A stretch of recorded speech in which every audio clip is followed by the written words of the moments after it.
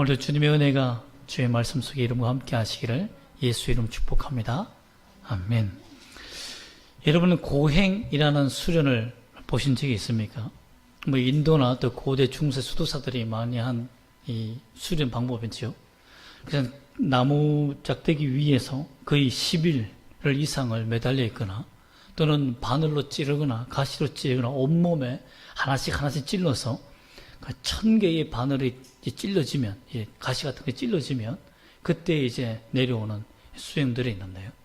참 그 수행 방법을 보면 어떻게 인간의 힘으로 그렇게 견딜 수 있을까라는 생각이 듭니다. 특별히 중세 수도사들은 어떤 훈련을 했냐면 숨을 참는 무지막지한 수련대였습니다. 이러다 보니 물속에 들어가서 숨을 참는 거예요. 요즘은 무호흡 다이빙도 있지 않습니까?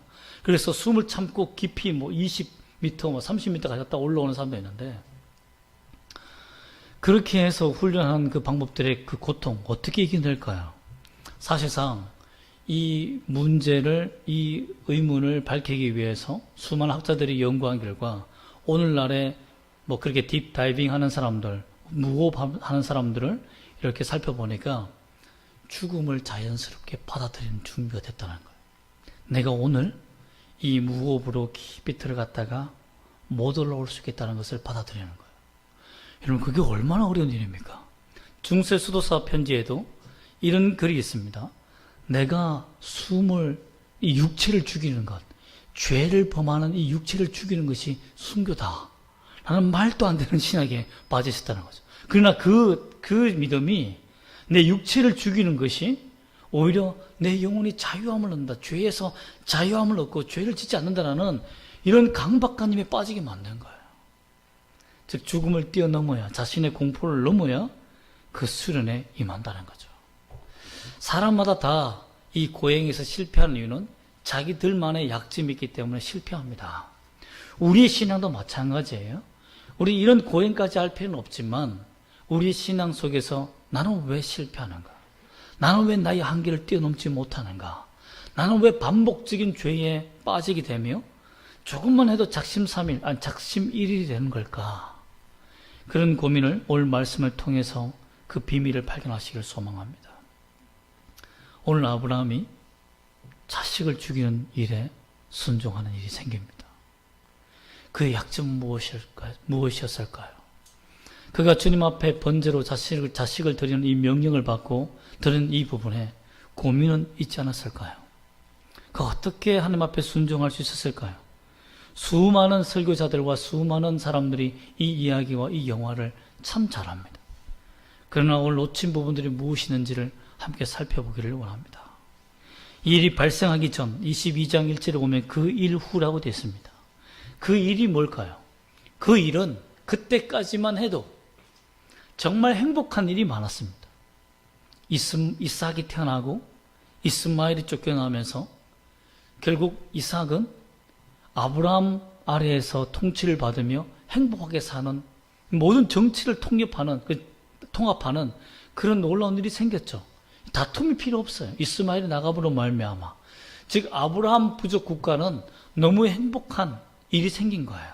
또한 아비멜렉이라는 블레셋 왕이 찾아와서 동맹을 함으로 말미암아서 부를 나눠주고 우물을 차지함으로 말미암아 정치적으로나 군사적으로나 자기 군대를 양성할 수 있고 자기 부족 국가를 확장할 수 있는 정말 놀라운 전대미문, 어떤 역사에도 전에도 후에도 없는 놀라운 부흥을 이루는 부강 국가가 되는 기초를 닦았다는 겁니다. 이렇게 행복하게 살아서 이삭이 16세에서 17세쯤 되었을 때, 즉 우리 예진이와 현민이 또 기웅이 나이쯤 되었을 때, 그때 엄청난 일이 생겼다는 겁니다. 여러분, 이때까지 16세, 17세까지 이삭을 키울 때 그냥 방목했을까요? 아닙니다. 부족 국가를 이끌어가기 위해서 그 아들은 왕자와 같죠. 이 왕자를 어떻게 키웁니까?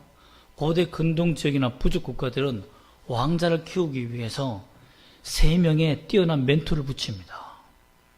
일본에서도 어떤 유명한 어떤 도제 수업이 있는데 거기에는 20명이 넘는 철학, 정치, 수학 이런 여러 가지 분야에 뛰어난 사람들을 붙여서 한 사람을 키워낸다고 하더라고요.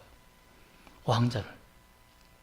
여러분 참 우리도 보면 자식에 대해서 귀하게 여기거나 아니면 이 세상에서 잘 살기 위해서 뭐 스카이캐슬 같은 정도는 아니지만 그래도 맡기고 부탁하는 과외나 이런 공부를 시키지 않겠습니까?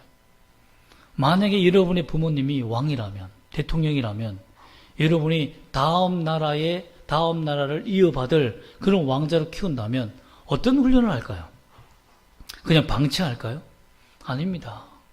우리 부모는 왕이 아니어도, 우리 엄마는 여왕이 아니어도 우리에게 뭐라고 합니까? 공부해라, 집중해라 이렇게 훈련하지 않습니까? 마찬가지입니다.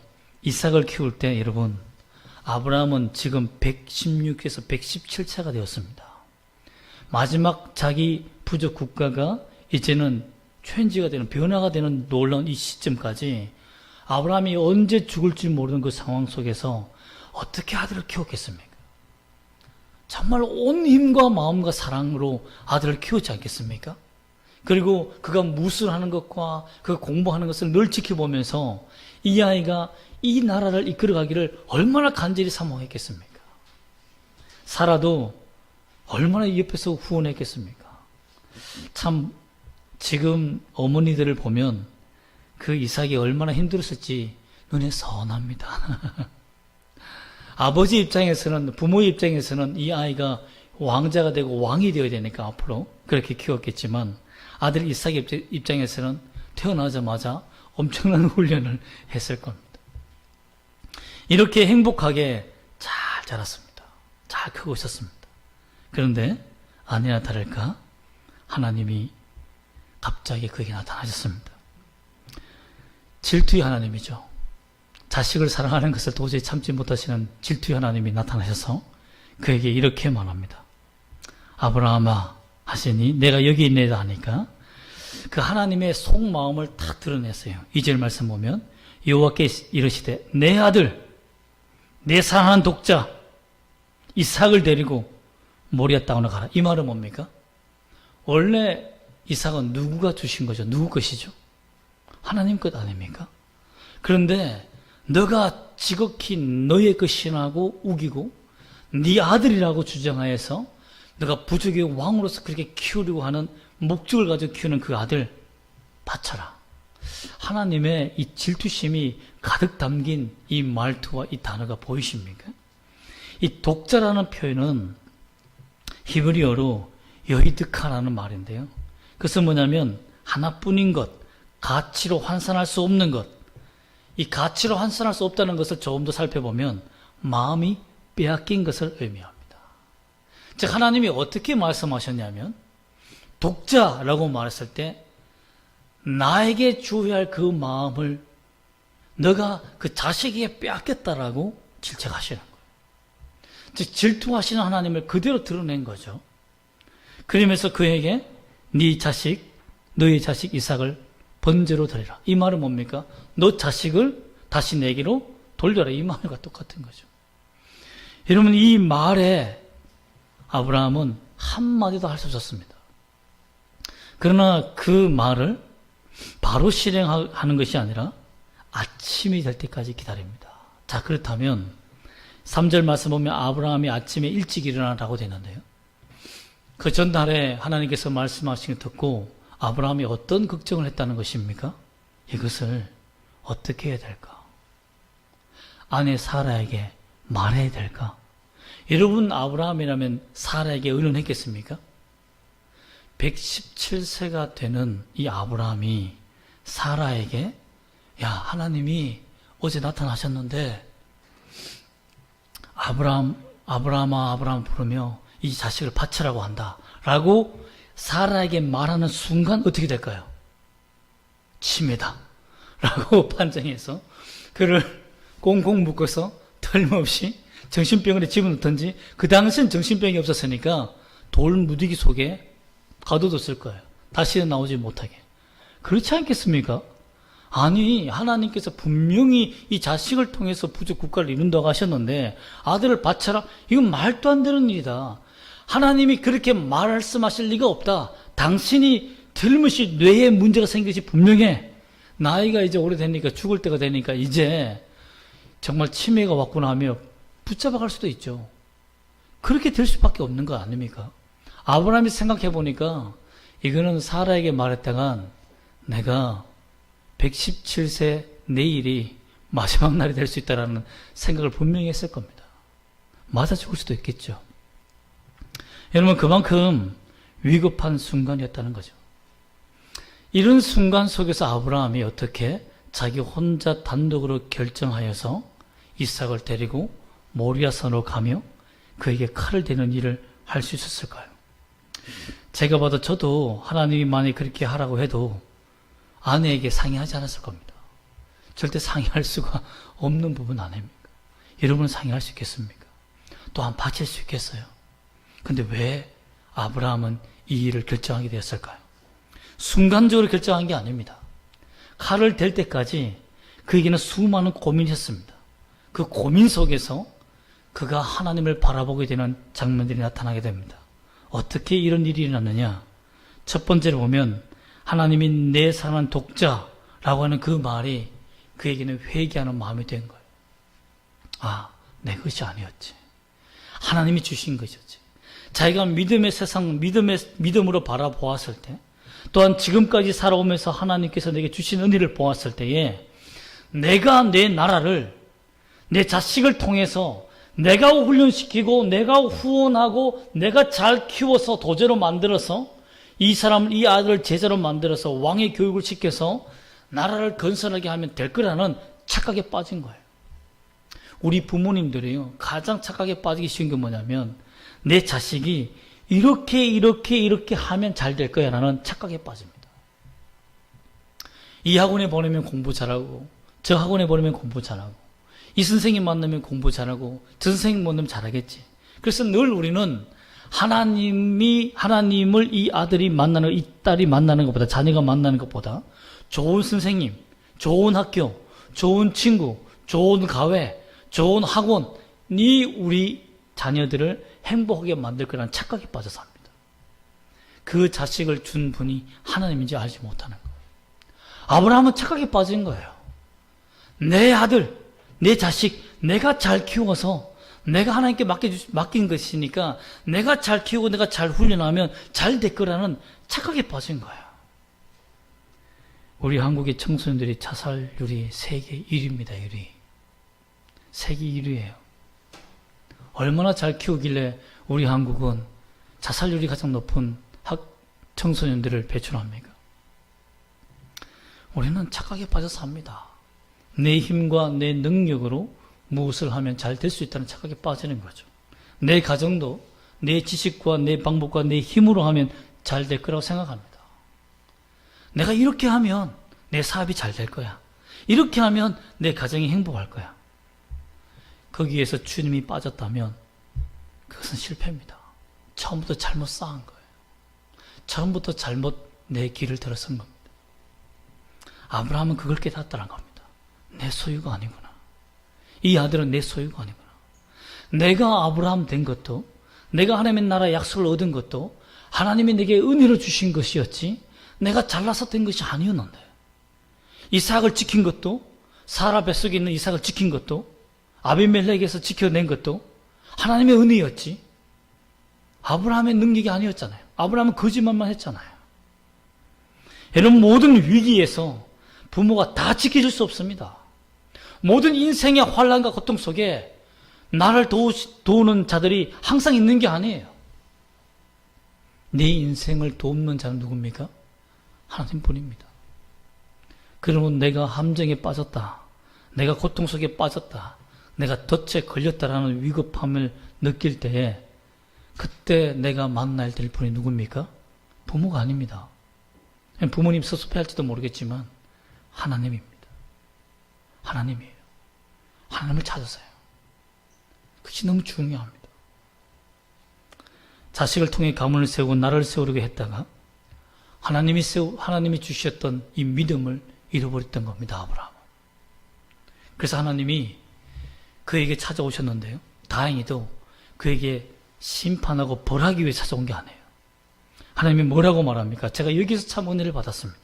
분명히 하나님을 잃어버렸고 하나님보다는 자식을 더 사랑했고 자식을 우상처럼 섬기며 살았던 이 부모의 가슴 속에 하나님이 틀림없이 심판해야 되는데 1절 말씀 보면 아브라함을 시험하시려고 라고 되어 있습니다. 시험하시려고.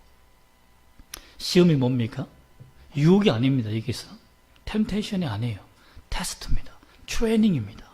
훈련시키기 왔다는 거예요. 분명히 믿음으로 떨어졌고 낙오한 자에게 하나님이 아브라함에게 찾아오신 것은 너를 질책하고 책망하고 너희의 벌을 받게 하려고 오신 분이 아니라 너에게 이 길에서 어떻게 하면 벗어날 수 있는지를 그리고 어떻게 믿음으로 회복할 수 있는지를 알게 하시기 위해서 하나님이 찾아오셨다는 거예요. 그것이 우리 하나님이십니다. 내가 믿음의 길을 잃어버릴 때 하나님은 내게 찾아오셔서 나를 훈련하십니다. 이 말씀이 어디에 있을까요? 신명기 8장 2절에 이 말씀이 있습니다. 제가 읽어드리겠습니다. 신명기 8장 2절. 내 하나님 여호와께서 이 40년 동안 내게 광야 길을 걷게 하신 것을 기억하라. 이는 너를 낮추시며 너를 시험하사 훈련하사 내 마음이 어떠한지 그 명령을 지키는지 지키지 않는지 알려 하심이라. 40년 동안 광야로 보내서 내가 너를 훈련한 이유가 무엇인지 아니? 너가 이 광야의 어려움 속에서 정말 하나님을 믿는지 하나님을 믿지 않는지를 내가 알기 위해서 너를 광야로 보냈다는 거예요. 하나님이 아브라함에게 시험의 과목이 뭐였습니까? 너의 아들을 바치는 거예요. 이 과목을 하나님께서 시험 문제를 내신 것은 이것을 통해서 하나님의 말씀에 순종하는지 정말 주의 것을 분별하여 드리는지를 알아보기 위해서 하셨다는 겁니다. 아브라함이 이 시험에 그 문제를 주고받자마자 아브라함은 고민하였지만 이 문제의 답이 무엇인지 알았다는 거예요. 하나님이 어떤 분인지를 알았기 때문에.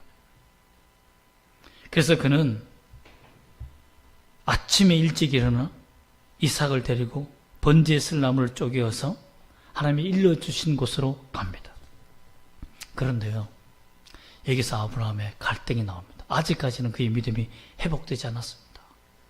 아들을 데리고 가지만 그 믿음이 아직 불안하고 하나님을 바라볼 수가 없어요. 4절 말씀 한번 읽어볼까요? 4절 말씀. 창세기 22장 4절 시작. 제3일에 아브라함이 눈을 들어 그곳을 멀리 바라본지라. 자, 그러면 3일 동안은 어디만 봤다고요? 땅만 봤다는 거예요. 하나님이 가라 하는 모리아산을 바라볼 수가 없었다는 거예요. 왜? 그것을 바라보는 그 자체가 너무 충격적이고 어떻게 하나님이 이 세상의 이방신처럼 자식을 바치는 인신제사를 드리라고 내게 말할 수 있는가? 내가 섬겨왔던 하나님이 이것밖에 안 되는 신인가? 정말 이렇게 잔혹한 신이었던가? 어떻게 이렇게 불공평한 신인가? 하며 마음속에 고통이 있었다는 거죠. 그러나 하나님의 성격을 아니까 하나님이 반드시 내가 바치지 않아도 우리의 부족 국가뿐만 아니라 이 아들까지 멸망시킬 하나님이라는 것을 아니까 가는 거예요. 가는 거죠. 3일쯤 되었을 때 그에게 어떤 믿음이 생깁니다. 어떤 믿음이 생겼냐면 5절 말씀 잠깐 보면 하반절에 오면 종들에게 이렇게 말합니다. 기다리라. 내가 아이와 함께 저기 가서 예비하고 우리가 너희에게로 돌아오리라. 이 말은 뭡니까? 내가 내 아들 이삭을 번제에 바치고 나는 돌아오리라. 이 돌아오리라는 말이 원어로 보면 회복하리라는 말입니다. 하나님과 이삭과 나의 관계를 다시 재정립하고 재설정하고 돌아오리라. 그러나 우리는 죽지 않고 살아 돌아올 것이라는 믿음이 생겼다는 거예요. 이 믿음에 대해서 야고보서는 히브리서 11장 17절과 19절은 이렇게 요약합니다. 내 자손, 하나님이 내게 주신 자손 이삭을 통해 이루실 약속을 믿었기 때문에 죽어도 하나님이 살리실 것을 믿고 번제로 드렸다라고 말하고 있습니다. 즉 아브라함은 내가 이 자식을 주님께 드리면 하나님이 내게 약속하신 것을 분명히 지켜주실 터인데 내 후손을 통해서 살려주신다고 약속했으니까 내가 쳐서 두 동강 내어 죽여도 하나님은 다시 붙이시고 다시 살리시는 능력으로 내게 주실 것이다 라고 믿었다는 거예요. 이 믿음 때문에 아브라함이 눈을 들어 그곳을 멀리 바라볼 수 있었다는 겁니다. 멀리 고개를 들 수 있었던 것은 부활의 하나님, 생명을 주시는 하나님을 내 마음속에 확실히 믿었을 때 고개를 들 수 있었다는 거예요. 여러분, 사람이 고개를 떨어뜨리며 어깨에 풀이 주고 사는 이유가 뭡니까? 희망이 없기 때문에, 소망이 없기 때문입니다. 내 앞에 희망이 보이지 않아요. 소망이 보이지 않으면 걸어갈 수가 없습니다. 내가 싫어하는 학교, 내가 싫어하는 학원, 내가 싫어하는 사람 만나러 정말 지옥 같습니다. 지옥 같아요. 교회가 만약에 이름을 지옥 같다면 다 제 책임이겠지만 여러분, 좋아하고 기뻐하는 곳은요 뛰어갑니다. 걸어가지 않습니다. 내가 좋아하는 사람, 내가 좋아하는 학교, 여러분 얼마나 기쁘겠습니까? 지난번에 제가 TV 방송을 잠깐 봤는데 학교에 합격하는 사람들의 그 표정들만 이렇게 광고 그 프리뷰를 보여주더라고요. 합격한 다음에 우와 하고 막 뛰어 넘어가는 애들 있고 막 좋아서 학교까지 뛰어가는 사람도 있고. 여러분, 자신들이 희망을 가지고 소망을 가지면 사람들은요 그렇게 찌들었던 삶을 덜쳐버리고 이렇습니다. 그러나 자기 희망이 보이지 않고 절망만 보이면 고개만 들고 산다는 거예요. 여러분, 주님을 만나야 고개를 들 수 있습니다. 멀리 바라볼 수 있어요. 약속의 땅을 볼 수 있고 주의 말씀을 순종할 수 있습니다. 아브라함은 하나님을 안 거예요. 사라에게는 말할 수 없던 것이 내가 가지고 있는 믿음의 경험치가 거기는 없어요. 자신도 갈등이 되는데. 그러나 아브라함은 부활의 하나님, 능력의 하나님을 믿었기 때문에 자식을 데리고 간 겁니다. 그럼에도 불구하고 아브라함은 굉장한 감정의 아픔을 느낍니다. 아들이 묻습니다. 아버지, 번제할 제물은 제단은 있는데, 나무는 있는데 번제할 어린 양이 없습니다 라고 말하니까 아버지 아브라함이 이렇게 말합니다. 내 아들아, 내가 여기 있노라. 내 아들아, 번제할 어린 양은 하나님이 자기를 위해 친히 준비하시리라. 어떤 주석가는 이렇게 말합니다. 아직 신앙이 회복되지 않았다. 아직도 내 소유라고 말한다. 그런데 저는 그렇게 보지 않습니다. 제 개인적으로 봤을 때는 이 행간은 이렇게 해석해야 됩니다. 내 독자, 내 아들이라고 주장한 게 아니에요, 아직. 내 아들이라고 표현한 것은 하나님의 것이라고 이제 인정한 거예요. 부활하면 믿은 겁니다. 그러나 자기 자식에게는 나를 믿어달라 이겁니다. 나의 아들라고 했을 땐 내가 너를 번제로 끌고 갈 땐 반드시 하나님의 약속을 믿는 내 믿음이 있다. 내가 다 설명하지는 못한다. 내 인생에서 왜 이런 일이 생겼고 왜 너를 바쳐야 되는지 하나님의 말씀을 내가 너에게 설명할 수가 없다. 그러나 아버지의 믿음을 믿어달라 이거예요. 내 아들아, 내가 여기 있다. 나를 믿어달라 이겁니다. 내 아들아, 하나님이 친히 자기를 위해서 준비하실 것이다. 이 말은 뭡니까? 하나님을 믿어라. 하나님을 믿어라. 그때 아브라함의 눈 속에 글썽이는 눈물을 보고 이삭이 눈치채지 않았을까 생각됩니다. 이삭이 나이가 16세에서 17세인데 한 번, 두 번 번제 드려봅니까? 그 모리아산 주위를 살펴보니 양을 기를 만한 곳이 없고 양을 잡을 만한 곳이 없고 하나님께 바칠 만한 소도 없고 아무것도 없는 이 땅에 황량한 돌산에, 이 모리아산이 어디입니까? 지금 예루살렘에 있는 땅입니다. 예루살렘 성전에 서 있는 곳이에요.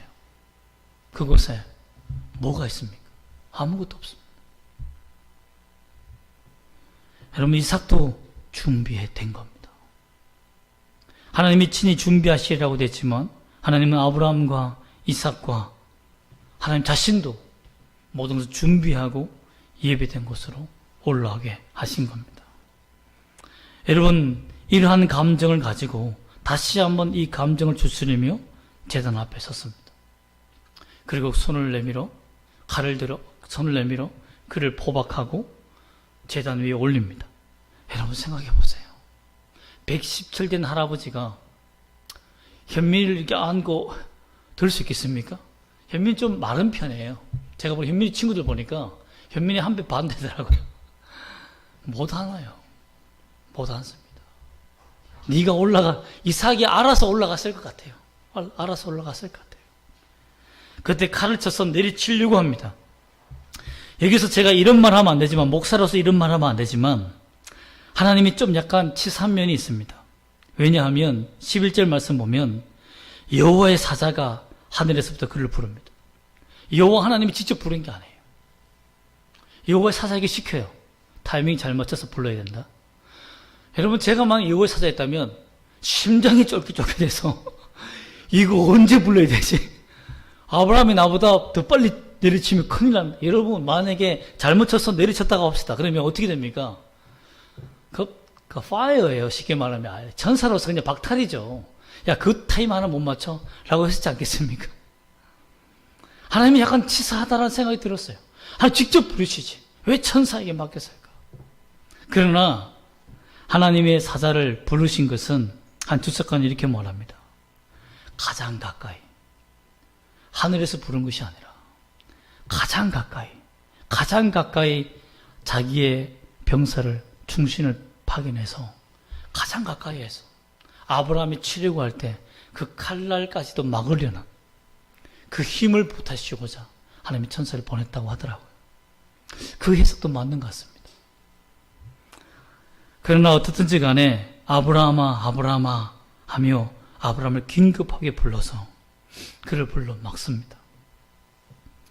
어떻게 보면 정말 하나님께서 아브라함을 막았기에 다행이지, 막지 않았으면 그대로 내려칠 뻔한 거죠. 왜 그렇습니까? 아브라함은 충분한 믿음이 있었습니다. 죽음의 공포를 넘어선 거예요. 내 자식을 바칠 공포를 넘어선 겁니다. 내가 충분히 바치고 이제는 끝낼 수 있다는, 그리고 하나님의 부활을, 그 영광을 보리라는 이 믿음으로 준비되어 있었기 때문에 하나님으로서는 그 중심을 보시고 이제 됐다라고 하신 거예요. 여러분, 그렇습니다. 하나님이 언제까지 기다린 줄 아십니까? 우리가 두려워하는 연약함을 뛰어넘기를 원하시는 거예요. 그때까지 기다리십니다. 내 것이다, 내 소유다라고 붙잡고 있는 거 놓아야 됩니다. 놓아야 돼요. 여러분, 내 자식의 기대를 걸며 내 인생의 노후를 설정하는 사람들은 그 자식 때문에 망하는 것을 너무나 많이 보았습니다. 여러분 자식이 여러분을 보살펴 줄 것 같습니까? 절대 그렇지 않습니다.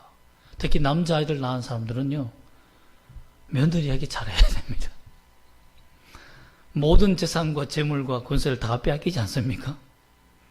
여러분, 시대가 그렇습니다. 제가 웃자고 하는 얘기지만 웃자고 한 얘기는 아닙니다. 농담 속에 뼈가 있듯이 내가 의지하고 붙잡고자 하는 그 모든 것들이 다 떠나가게 되어 있습니다. 왜 그렇습니까? 하나님만 의지하는 마음을 주시기 위해서요. 그 마음 얻을 수가 없어요. 하나님만 의지하는 마음을 달라라고 여러분 기도하지만 그게 쉽게 주어집니까? 절대 쉽게 주어지지 않습니다. 하나님만 믿는 믿음은 반드시 죽음을 감당할 수 있는 광야길을 통과해야만 얻는 선물이에요. 그 은혜는 아무나 받을 수가 없습니다. 그게 너무 안타깝습니다. 저도 그렇습니다. 하나님의 은혜를, 하나님을 만나세요, 하나님을 붙드세요 라고 말하지만 실상은 뒤에 감춰놓은 히든 카드가 있습니다. 문구가 있어요. 보험처럼 앞에는 막 누구나 다 들 수 있습니다 라고 말하지만 뒤에 아주 작은 글씨로 깨알같이 있는 그 보험 약관처럼 뒤에 감춰진 칼날이 있습니다. 여러분, 주님을 만나십시오. 누구나 주님을 만나 주십니다 라고 말하지만 주님을 반드시 만나려면 자기 인생에 정말 죽을 것 같은 고통에 그 산을 넘어야 됩니다. 죽음의 문을 통과해야 돼요. 그런 아픔이 있는 자들이 예수님을 만납니다. 그래서 목사님, 이 친구 전도하고 싶은데요. 근데 너무 잘 살아요. 너무 행복하게 살아요. 예수님 믿게 하고 싶어요. 그러면 제가 눈으로 웃습니다.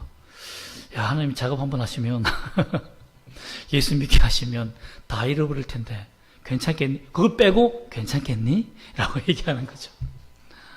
여러분, 그렇습니다.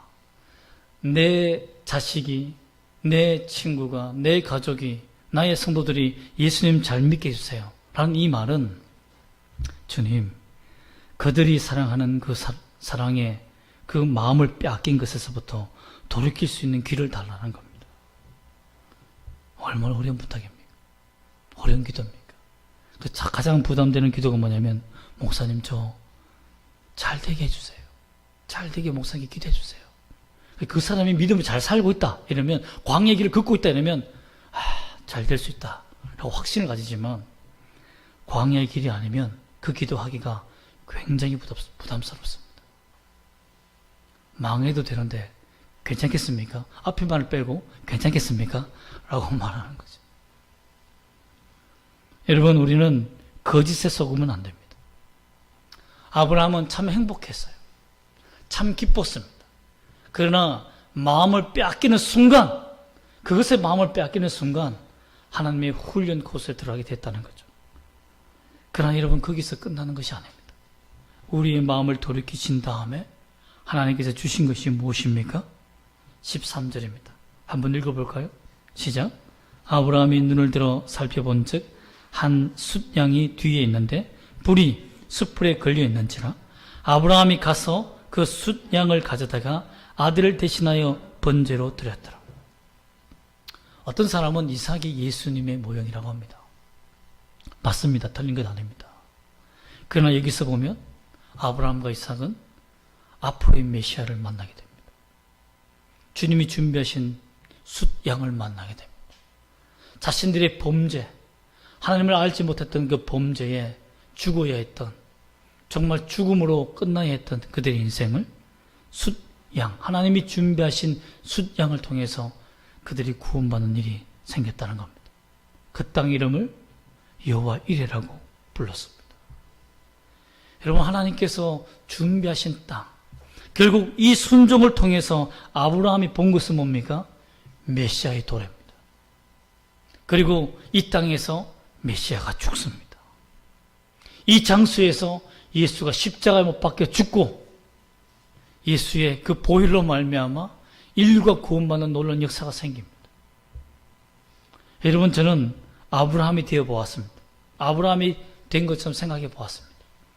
아브라함이 죽어서 예수를 십자가에서 죽이시는 하나님 아버지를 보았을 때, 아브라함이 그 천국에서 하나님과 함께 예수가 죽는 그 장면을 보았을 때, 독자 사랑하는 아들을 죽이는 장면을 보았을 때 아브라함이 그제서야 이해가 되었다는 것을 저는 느꼈습니다. 아브라함은 천국에 있지만 독자를 죽이는 그 심정을 하나님은 모른다고 생각했지도 몰라요. 그러나 그 독자에 대한 그 마음을 예수를 죽이시는 하나님 아버지를 보시고, 그리고 아버지께서 복음서 있는 대로 고개를 돌리셨다는 그 말씀, 그 아버지의 고통과 아픔을 그제서야 아브라함은 깨닫게 되었다는 거예요. 여러분, 우리는 왜 광야의 길을 걷는지 지금은 이해할 수가 없습니다. 왜 하나님께서 이렇게 잔인하도록 내 인생을 무너뜨리시는지에 대해서 우리는 이해할 길이 없습니다. 그러나 여러분, 우리가 천국에 가면 이해할 수 있습니다. 아, 그랬기 때문에 하나님이 이렇게 하셨구나. 내게 믿음을 주시고자, 내 삶을 믿음으로 인도하시고자 이렇게 하셨다는 것을 그때서야 이해할 수 있다는 겁니다. 이렇게 순종한 아브라함에게 하나님께서 두 가지 복을 주십니다. 첫 번째는 물론 살리신 복이었지만 진짜 복은 17절에 나타납니다. 한번 읽어볼까요? 시작. 내가 내게 큰 복을 주고 내 씨가 크게 번성하여 하늘의 별과 같고 바다의 바닷가의 모래와 같게 하리니 내 씨가 그 대적의 성문을 차지하리라. 하나님께서 다시 한번 확신시켜 주시고 크게 될 것이다. 반드시 이루어질 것이다. 네 자손을 통해서 내가 복을 주리라 라고 말합니다. 그리고 하나님이 이 일 후에 그에게 또 다른 복을 주십니다. 22절과 23절 말씀 한번 읽어보겠습니다. 시작. 게셋과 하소와 빌다스와 아들람과 버두엘이라. 이 6 사람은 아브라함의 형제 나홀의 아내 밀가의 소생이며 버두엘은 리브가를 낳았고. 리브가가 누구죠? 앞으로 미래의 이삭의 아내가 될 사람을 낳게 하셨다는 겁니다. 하나님이요, 결혼할 사람을 미리 주신 거예요. 쉽게 말하면 예비해 두신 거죠. 이런 것을 보고 제가 깨달은 것은 뭐냐면, 하나님이 내 인생에, 하나님께서 내 아내를 하나님께서 예비해 두셨구나.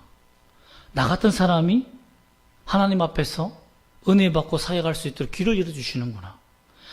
하나님을 잘 믿는 사람들에게는 하나님이 나의 미래에 예정된 사람들을 만나게 하도록 미리 태어나게 하시는구나. 이 놀라운 은혜가 있다는 거죠. 물론 여러분 중에서는 재앙 아니야 라는 사람도 있겠지만, 감히 그렇게 말하는 사람도 있겠지만, 여러분 믿으십시오.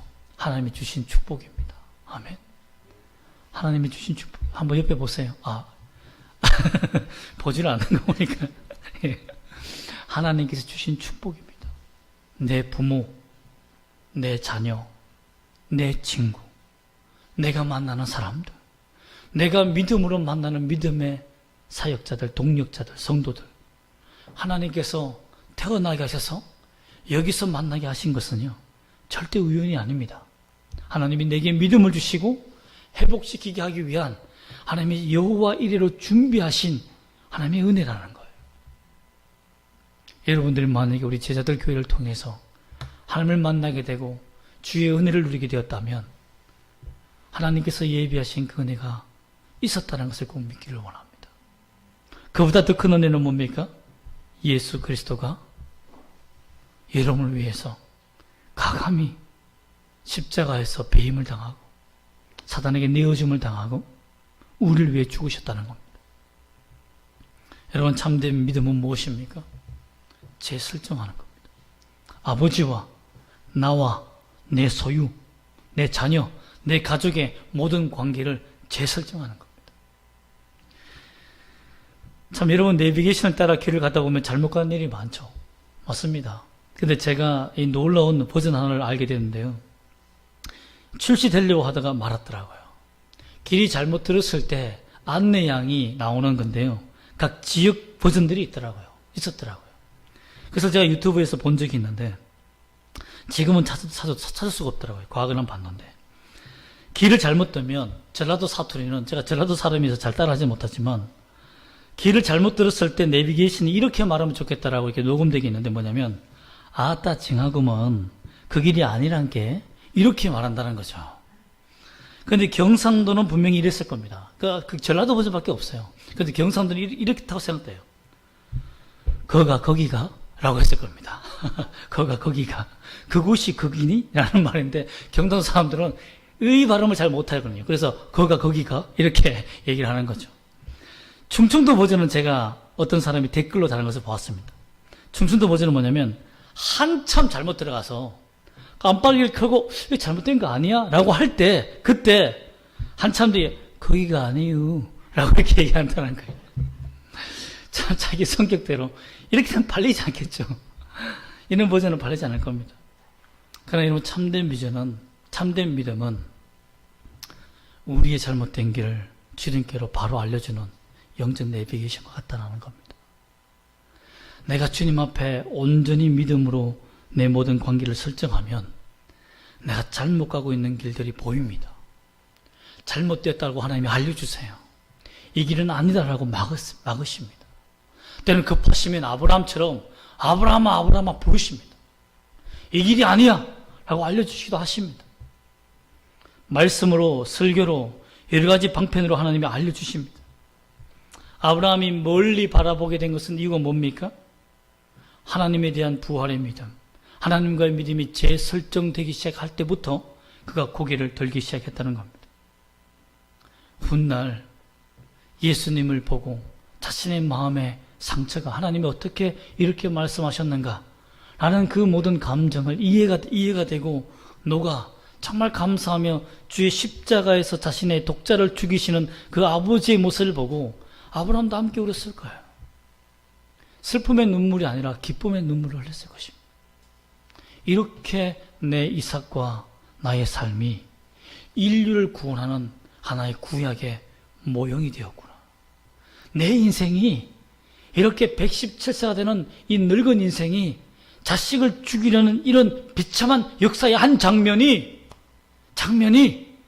인류를 구원하는 메시아의 한 인생의 장면이었구나 라는 것을 이야기했다는 거예요. 여러분의 인생도 마찬가지입니다.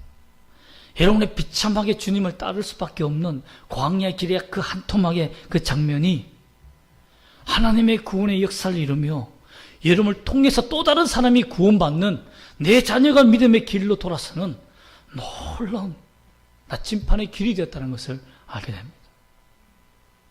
그날이 옵니다. 그러므로 우리는 가정을 주님 성경 안에서 세우고 하나님께서 내 인생에서 아픔의 한 자락을 주신 한 페이지, 역사의 아픔의 한 페이지를 기억하며 이것을 통해서 하나님의 믿음의 전기가 쓰여질 것이라는 것을 믿고 믿음으로 순종하며 사는 여러분 되시기를 주 예수 이름으로 축복합니다. 아멘. 기도하겠습니다.